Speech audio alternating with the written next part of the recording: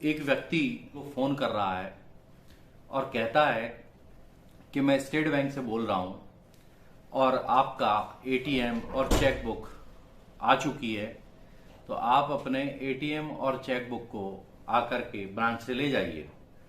जब इतने कॉन्फिडेंस के साथ आपसे कोई बात करता है तो आप अनायास ही विश्वास कर लेते हैं कि ये आदमी वास्तव में किसी ब्रांच से बोल रहा होगा और आपको वहां पर एटीएम और चेकबुक देने के लिए बुलाया जा रहा होगा। धीरे धीरे वो आपको अपनी बातों में ले लेता है।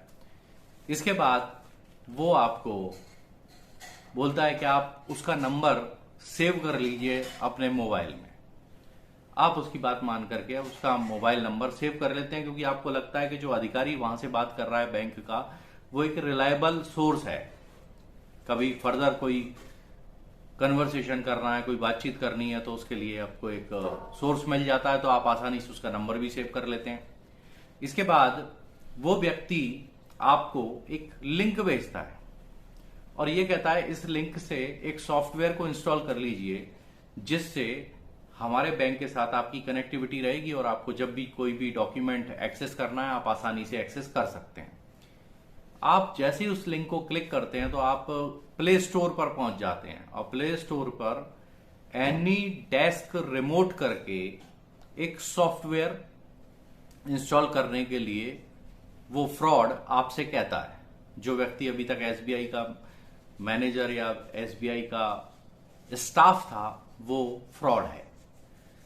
जैसे ही मुझे इस चीज की जानकारी लगी, जैसे ही मैंने देखा कि एनी डेस्क रिमोट पर मैं पहुंच रहा हूं, यानी अब मैं इसके कंट्रोल में हो जाऊंगा, मैंने अचानक से उससे बोला कि मुझे बस इतना बताएंगे आप जिस ब्रांच से बोल रहे हैं उस ब्रांच में ब्रांच मैनेजर कौन है। उसने मुझे नाम बताया कि कुलदीप गांधी यहाँ के ब्रांच मैनेजर हैं। मैंने कहा कुलदीप गांधी का मेरे को मोबाइल नंबर चाहिए, मैं उनसे बात करना चाहता हूं।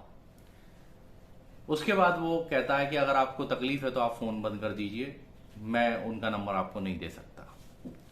चूंकि जिस ब्रांच की वो बात कर रहा था उस ब्रांच के मैनेजर को मैं पर्सनली जानता हूं, मैंने उनको फोन लगाया और उनको बताया कि इस तरह से एक व्यक्ति मुझे फोन कर रहा है, तो क्या उस ब्रांच में आप ट्रांसफर होकर कहीं चले गए हैं और कोई दूसरा व्यक्ति आ गया है। उन्होंने कहा नहीं, आज भी मैं वहां पर ब्रांच मैनेजर हूं। मेरे होश उड़ गए, मैं समझ गया कि मैं किसी फ्रॉड की बातों में आ रहा था, यानी मैंने सही टाइम पर सही स्टेप ले लिया। मैं आपको फ्रॉड का नंबर बता रहा हूं, 7076501344। इस नंबर से कोई भी कॉल आए तो बिल्कुल उसको बैंकिंग से रिलेटेड कोई भी इंफॉर्मेशन मत दीजिएगा, नहीं तो घर बैठे आपका अकाउंट खाली हो सकता है।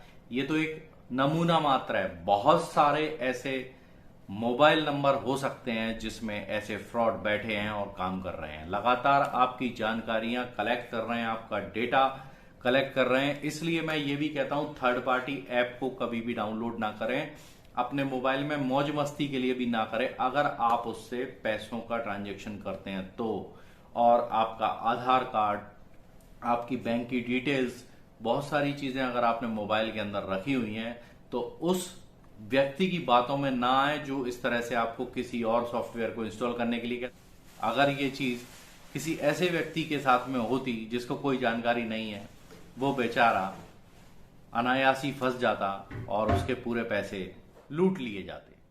फ्रॉड के साथ हुई बातचीत के कुछ अंश भी पेश कर रहा हूं। हेलो। हाँ भैया, आप पीबीबी में कौन सी ब्रांच में हैं, कहाँ पे हैं, किस जगह हैं? मैं कहीं नहीं हूँ, आप फोन रखिए, ठीक है। अच्छा, क्यों?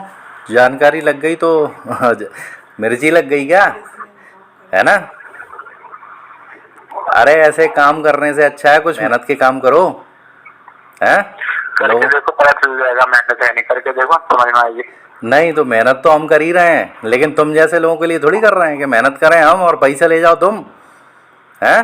हाँ, तो हम ही लोग के लिए तो मेहनत करते हो ना। क्या चीज?